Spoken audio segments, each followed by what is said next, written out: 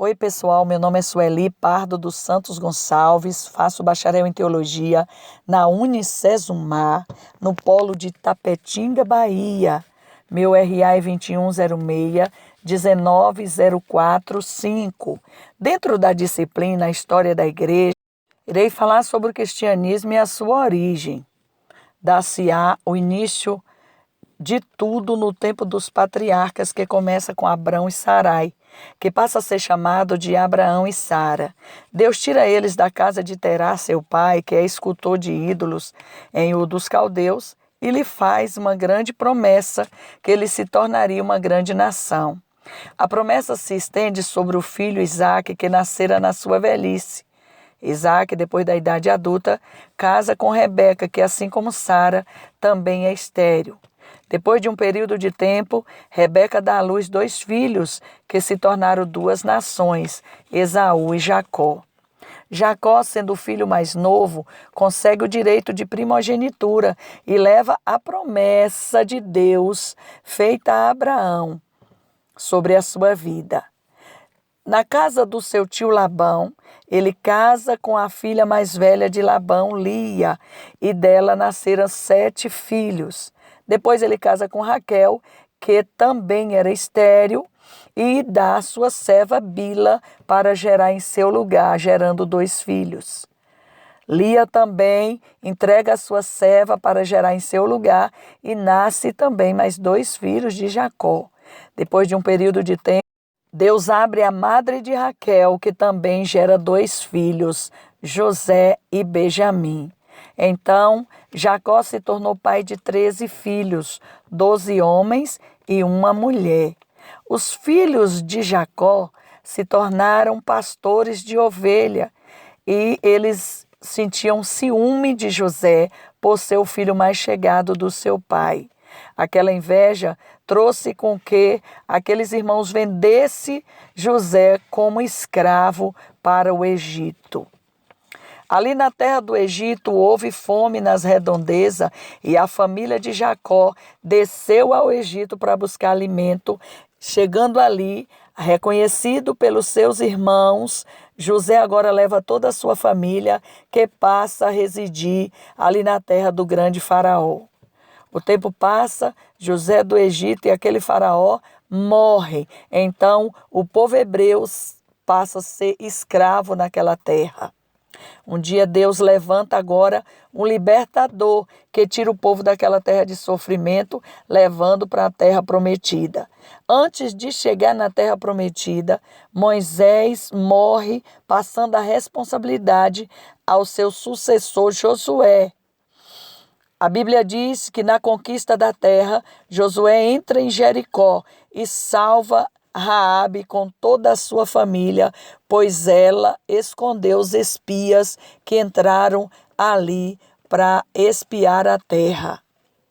Salmo casa agora com Raabe e dando início à genealogia de Jesus Cristo. Raabe gera Boaz, Boaz gera Obed, Obed gera Jessé e Jessé gera Davi, que é a raiz da descendência do nosso Jesus. Dando continuidade à história do povo hebreu, que mais tarde passa a ser chamado povo judeu. Na tradição religiosa deles, havia uma profecia acerca do Messias, que salvaria a humanidade e redimia dos seus pecados. Isaías, capítulo 11, fala sobre a missão do Messias. Jesus nasce cerca de 2000 anos atrás, na cidade de Belém, da província romana, que hoje é a Palestina. Nesse período, o povo estava sob o domínio dos romanos, que por sua vez tinha forças intelectuais, ideias importadas do pensamento grego. A ideia de que Jesus era o Salvador desagradava aos romanos. Mateus capítulo 2 apresenta que Jesus nasceu nos dias do rei Herodes. Seu ministério iniciou quando ele tinha 30 anos. Desde seu surgimento, representou problemas para o Império Romano e para as lideranças judaicas da Palestina. Os romanos prestavam culto ao imperador, por isso a figura de Jesus Cristo era uma ameaça para eles. No Evangelho de João 18, conta que Jesus foi preso no período da Páscoa e julgado por Pôncio Pilatos, administrador romano da Judéia, e condenado a morrer na cruz, que era uma pena comum aplicada aos criminosos e aos rebeldes da época. Com a morte de Jesus, fortaleceu ainda mais o cristianismo. E seus ensinamentos continuaram pelos apóstolos, que foram os primeiros cristãos e que expandiram suas pregações por toda a região do mar Mediterrâneo. No início, essa crença conquistou muitos adeptos entre a população mais pobres e escravos também, que foram atraídos pelo direito de igualdade perante Deus e pela esperança de uma vida melhor depois da morte.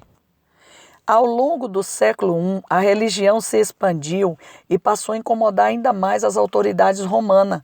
Como os cristãos se recusavam a adorar o imperador e aos deuses romanos, foram acusados pelas autoridades a atrair o Estado e desrespeitar as tradições.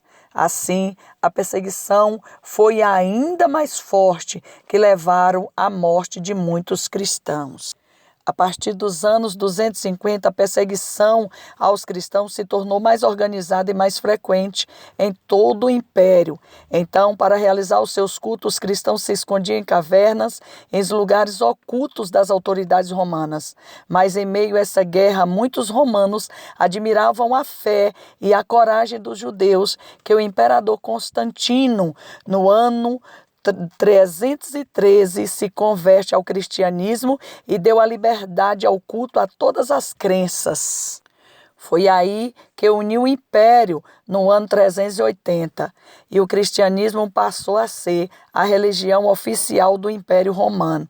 Mateus 28:19 é a ordem dada por Jesus Cristo antes de subir aos céus nas suas palavras, que nos tornaríamos discípulos seu ao levar a mensagem de redenção a toda a humanidade até alcançar os nossos dias. Que Deus abençoe em nome de Jesus.